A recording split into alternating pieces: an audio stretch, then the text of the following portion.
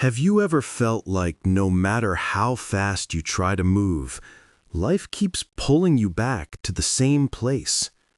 You wake up early, fill your calendar, hustle harder than ever, but somehow the results don't compound.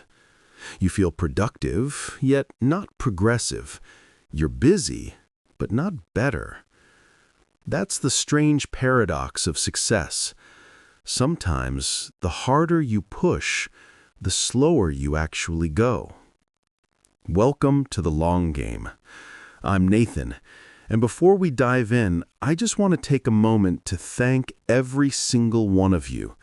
Those who've subscribed, those who leave comments, those who share these episodes with friends. I read everything you write, truly. I might not always have the time to reply. Work, creative projects, and taking care of a little one take up almost every hour of the day. But please know, your messages keep me grounded and keep the show alive. So thank you for being here and for thinking long-term with me.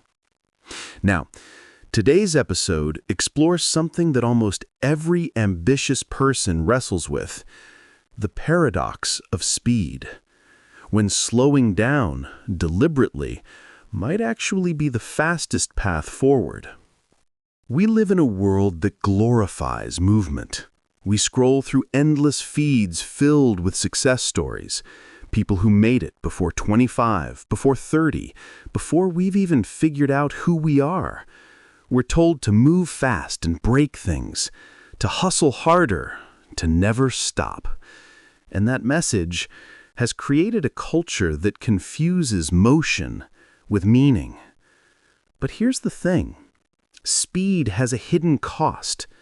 When you move too fast, you stop seeing clearly. You stop reflecting. You lose the ability to adapt, to correct your path, to actually learn from what's happening. It's like driving through fog at 200 kilometers per hour. You feel powerful until you crash into something you didn't see coming. The truth is, progress and speed are not the same thing. Progress is directional. It's movement towards something that matters. Speed is just motion. It can take you anywhere, even in circles. And most people, without realizing it, are living in circles. They chase opportunities, jump between projects, try every new trend. They're moving, yes, but not advancing. Because every detour costs energy. Every reset costs time. Think about this. If you keep changing direction, even small pivots add up. A 1-degree shift repeated every week will eventually send you somewhere completely different from where you intended to go. That's what speed without reflection does. But when you slow down, you give yourself time to align. You start to ask better questions.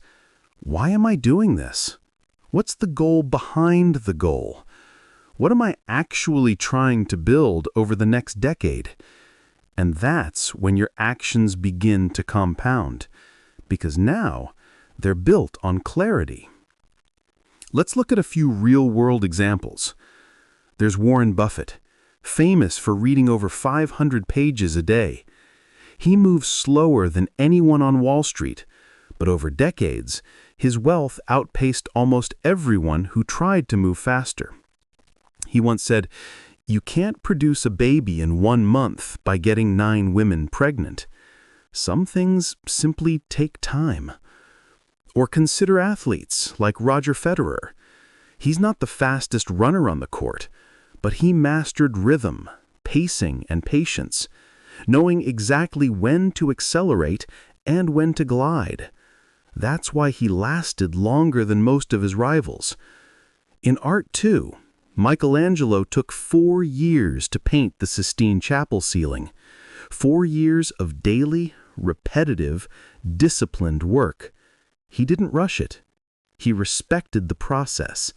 And, as a result, the world remembers his name centuries later. Speed is seductive. It gives the illusion of progress, But sustainability, that's what separates a season from a legacy. The irony is that people who move too fast often burn out before they reach mastery. They confuse adrenaline for momentum. They sprint in a marathon. And what happens when you sprint in a marathon? You fade early. You spend years recovering instead of compounding. Moving slower doesn't mean you lack ambition. It means you've matured past the illusion that success must always feel urgent. It's about understanding the tempo that your goals deserve. There's a saying in Zen practice, walk as if you have nowhere to go. It doesn't mean stop caring. It means be fully present. Move deliberately, with awareness, without rushing toward a finish line that doesn't exist. Because real success, the kind that lasts, is not a race. It's an evolution. A rhythm that adapts, expands, and compounds quietly over time. When you understand that, you stop obsessing over getting there fast and start focusing on building something that endures. So maybe the real question isn't, how can I go faster, but rather, how can I move in a way that I can sustain forever? In the next part, we'll dive deeper into why the modern system rewards speed, how it conditions us to chase velocity over value, and how you can train yourself to slow down, strategically, to build the kind of success that compounds through calm, clarity, and consistency. Stay tuned. You're listening to The Long Game. The world doesn't just reward speed, it worships it. We live in an age where slow is almost an insult.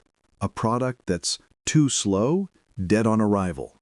A person who moves too slow, labeled lazy or outdated. A business that doesn't scale fast enough, forgotten before it even matures. But beneath that obsession with speed, there's a quiet tragedy. We've confused motion for progress and reaction for strategy. Let's take a moment to think about how this happened. It started when technology rewired our sense of time. Instant messaging replaced letters. Streaming replaced waiting for the weekend TV show. Social media compressed validation. Likes and comments arrive within seconds. Even knowledge became bite-sized. 15-second clips promising life-changing wisdom. And so we became addicted to velocity. We learned to equate speed with intelligence, responsiveness, even worth.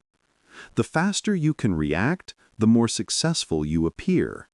But appearance and achievement are not the same. In truth, every system, physical, mental, financial, has an optimal pace. And when you push beyond it, you don't grow faster, you break. A tree doesn't grow quicker just because you water it twice as much. A muscle doesn't strengthen overnight just because you train longer in one session.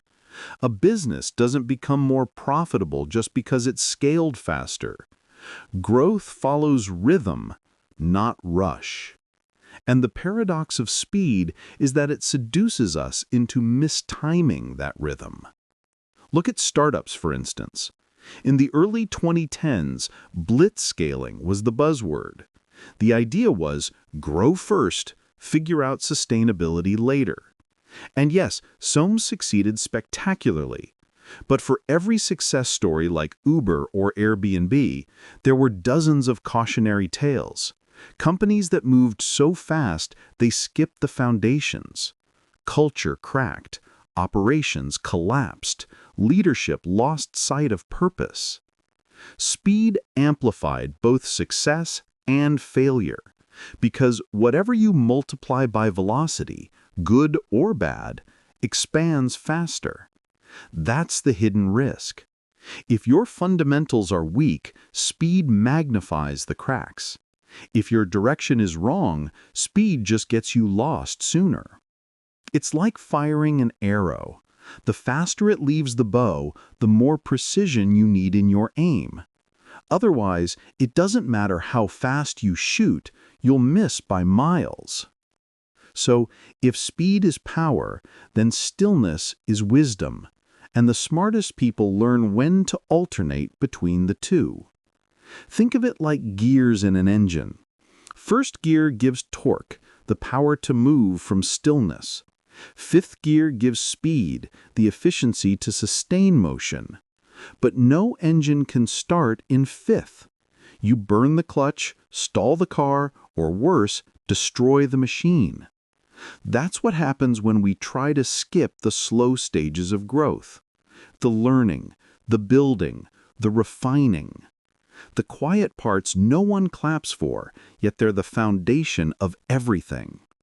The painter who spends years mastering brushstrokes before painting something great. The investor who spends a decade reading balance sheets before placing big bets. The athlete who trains in silence long before they ever win. That's the slow lane most people avoid, but it's where mastery compounds. Speed makes noise. Patience builds power. And when you look at people who truly sustain excellence, they all have one thing in common.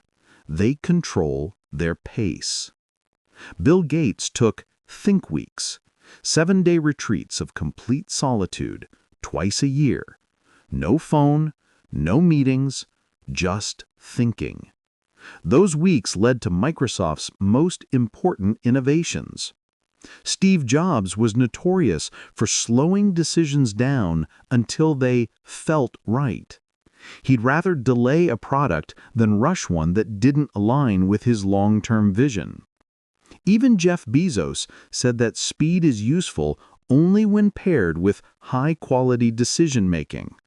Otherwise, it's like stepping on the accelerator blindfolded. But this mindset doesn't come naturally anymore. We live in what I call the velocity trap, a system designed to reward visible motion over invisible depth. Think about social media metrics. A post that takes you 1 minute to write might reach millions. A thoughtful essay that takes a week might reach hundreds. So your brain learns, move fast, post often, stay visible. The algorithm reinforces impatience. And so our attention fragments. We multitask, context switch, skim, scroll, react. Our nervous system starts to live in fast-forward mode, constantly stimulated, never centered. We confuse activity with accomplishment. But over time, this mental fragmentation taxes your ability to think deeply. And deep thinking, not quick reacting, is what produces breakthroughs. Because insight requires incubation. Wisdom requires stillness. Compounding requires time. If you plant a tree and keep digging it up every week to check the roots, you'll never let it grow. That's what speed culture does. It digs up our progress every time we get impatient. So, what's the alternative? You reclaim control of your tempo. You redefine speed on your own terms.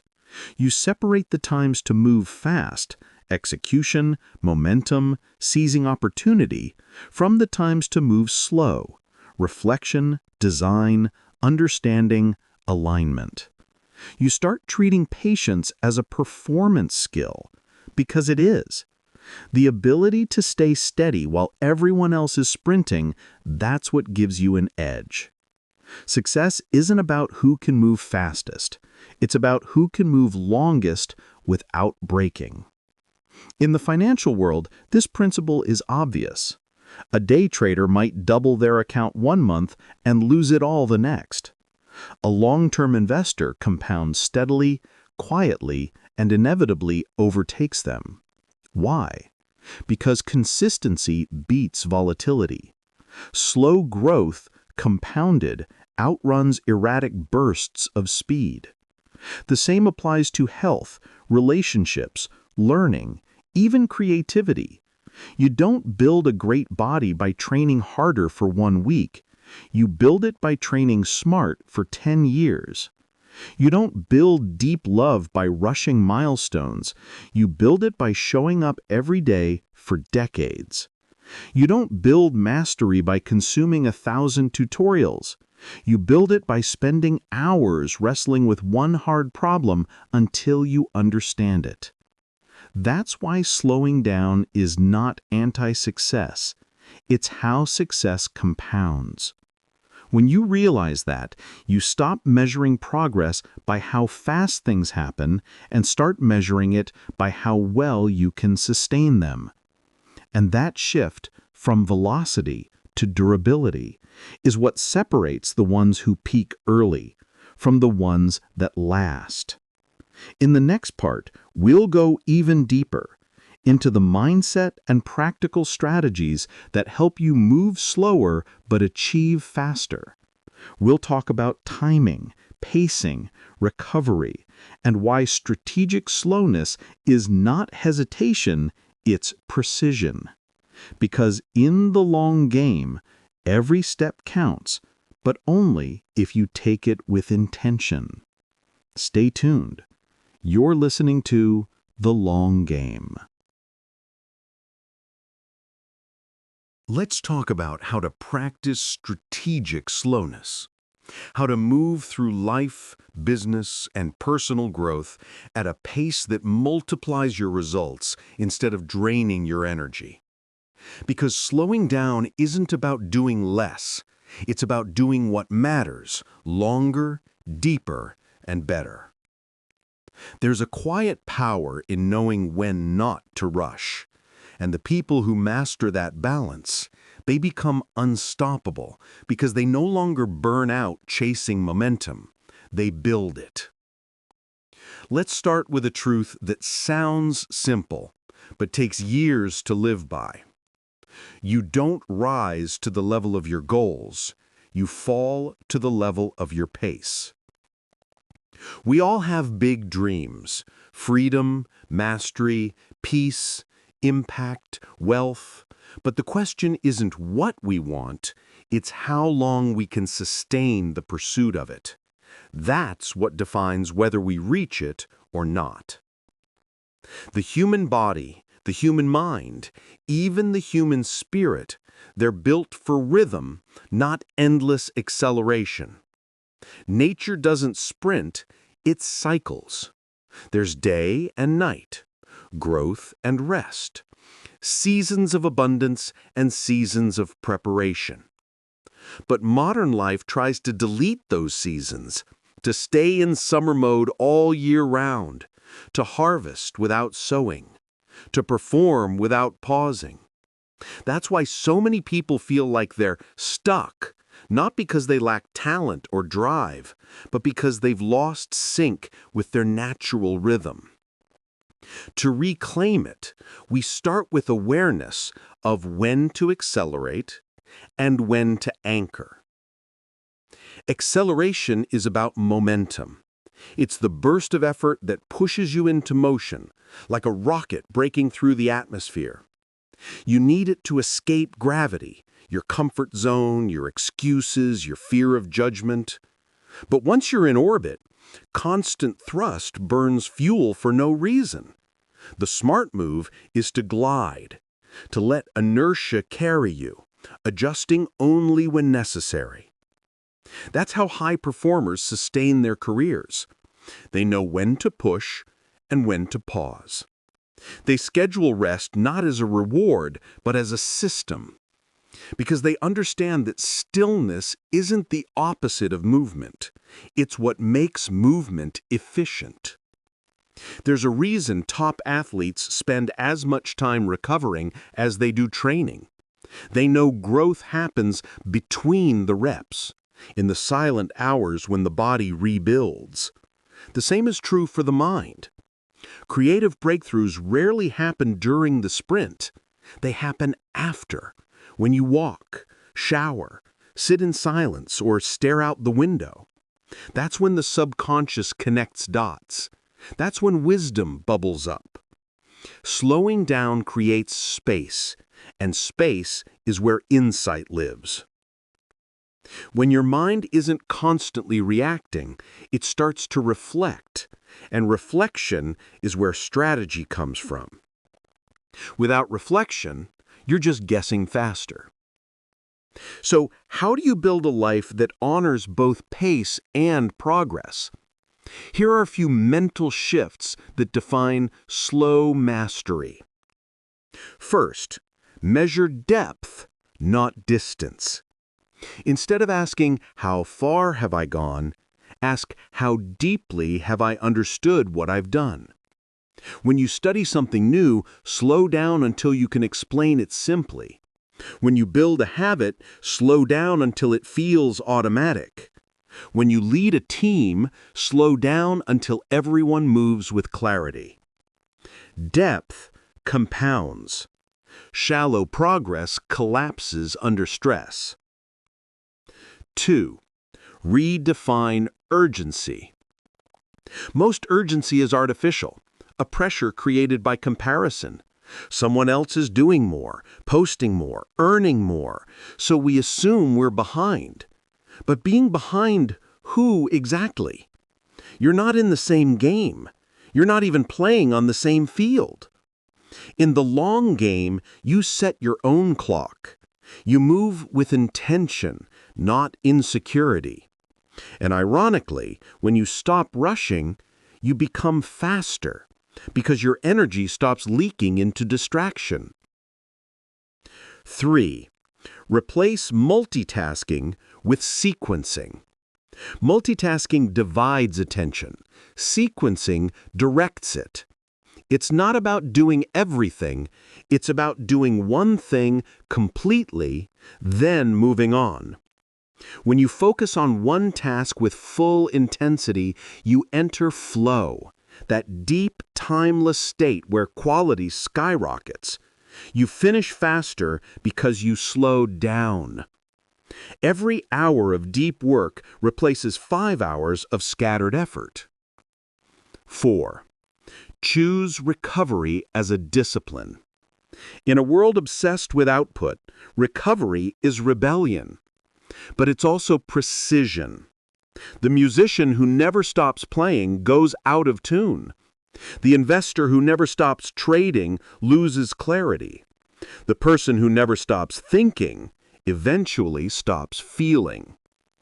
When you rest deliberately with trust, not guilt, your next sprint becomes sharper, faster, and more aligned. 5. Focus on consistency over intensity. Intensity burns bright but fades quickly. Consistency burns slow but lasts forever. Most people overestimate what they can do in a month and underestimate what they can do in 5 years of calm persistence, because compounding only rewards the patient. If you simply stay in the game longer than others, you've already won half the battle. The paradox of speed is that you eventually discover it was never about being the fastest.